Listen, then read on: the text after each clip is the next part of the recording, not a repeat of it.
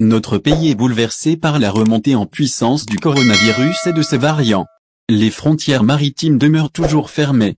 N'empêche qu'Algérie Ferry prépare sa reprise des traversées maritimes avec un bateau qu'elle a réceptionné dernièrement, le Badji Mokhtar 3. On vous expose plus de détails, ce samedi 17 juillet 2021. Les autorités algériennes ont donné une nouvelle débauche pour les compagnies aériennes en autorisant les vols. Cependant, la compagnie maritime demeure incertaine quant à sa reprise.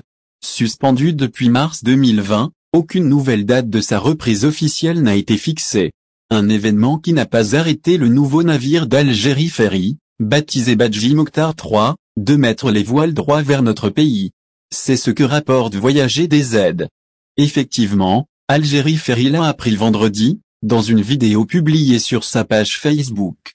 Ce dernier navire acquis par l'entreprise nationale du transport maritime des voyageurs, ENTMV, a fait route jusqu'à l'Algérie.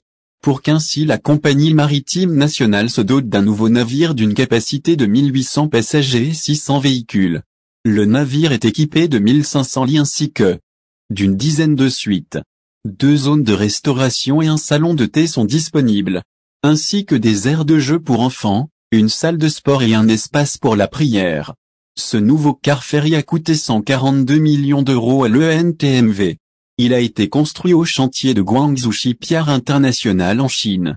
Pour rappel, la cérémonie de livraison du navire s'est passée le 15 juin dernier. Un équipage de marins de l'ENTMV s'était déjà dirigé vers la Chine début février afin d'accueillir le bateau. Algérie Ferry dans l'attente d'une bonne nouvelle en effet, la compagnie maritime espère la réouverture prochaine des frontières maritimes. Algérie Ferry attend un feu vert venant des autorités concernées. Le NTMV est en grosse difficulté financière suite aux pertes qu'elle subit depuis la cessation des traversées maritimes. D'après la même source, les pertes en décembre 2020 s'élevaient à 900 milliards de centimes. L'entreprise nationale du transport maritime des voyageurs souhaiterait reprendre son trafic. Avec l'ouverture des frontières, les premières traversées seront programmées et les navires reprendront leur navette.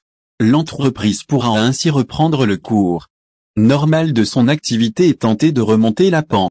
Au final, si vous avez aimé la vidéo, n'oubliez pas de vous abonner à la chaîne et d'appuyer sur la cloche pour recevoir nos actualités.